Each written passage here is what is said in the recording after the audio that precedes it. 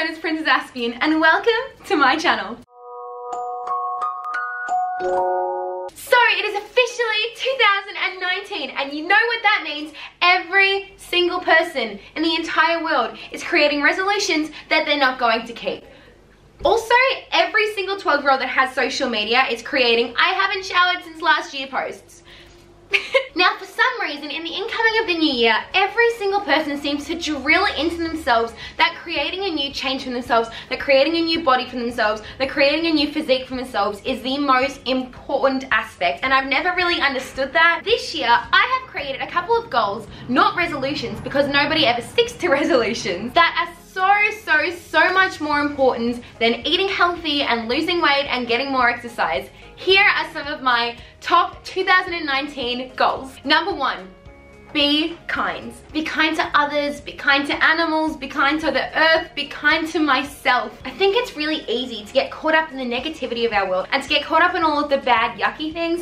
And I think it's so important now more than ever that we're just kind to each other. I think we're living in a society at the moment where loving ourselves and treating ourselves with kindness is almost seen as taboo and almost seen as narcissistic and up yourself and big-headed, and it's not. We need to stop this entire thing that we're putting on ourselves of hating ourselves and hating our bodies and hating our minds and hating who we are, because the way we've been created is perfect and wonderful and beautiful, and we really need to start seeing that. And I think it's kind of like the snowball effect. If we start being kind to ourselves and start saying to ourselves, we are good enough and we can do this and we are perfect and all of our imperfections only make us more beautiful, then it kind of starts showing other people that they're able to do the same thing, and then they start showing other people, and I think eventually we're going to start seeing ourselves as imperfectly perfect.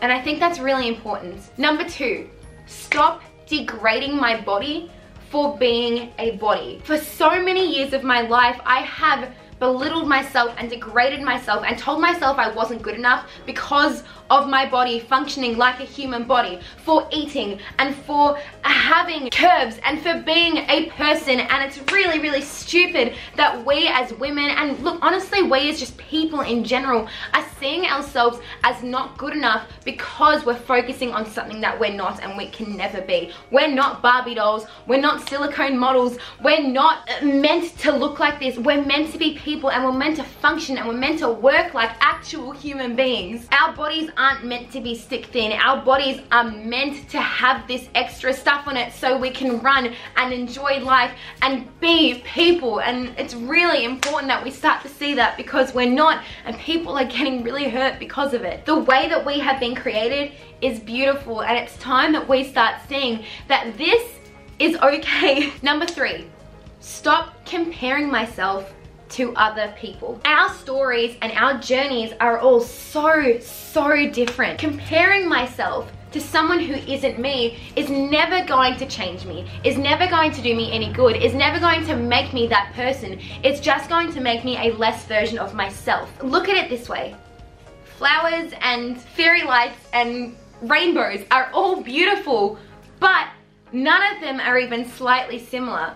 We appreciate them for what they are, not what they're not. We wouldn't look at fairy lights and be like, okay, but you're not flowers. We wouldn't look at a flower and be like, okay, but you can't sparkle on top of a Christmas tree. Number 4, care less about the acceptance of others and care more about the acceptance of myself. Number 5, step outside of my comfort zone. There is a whole wide world out there, and we are missing out on it by locking ourselves into this little box of our fears. I was so sure for such a long time that the world didn't need me in it, that the world was better without me in it, that there was no place for me, and I had locked myself away in my own little box of insecurity for the longest time. It wasn't until I actually decided to take that step out and to take that little leap and go, you know what, I'm going to try something, that I realized how beautiful the world can be, and that I realized how capable I am of doing things. And I don't think you can realize that unless you let yourself get out of that comfort zone.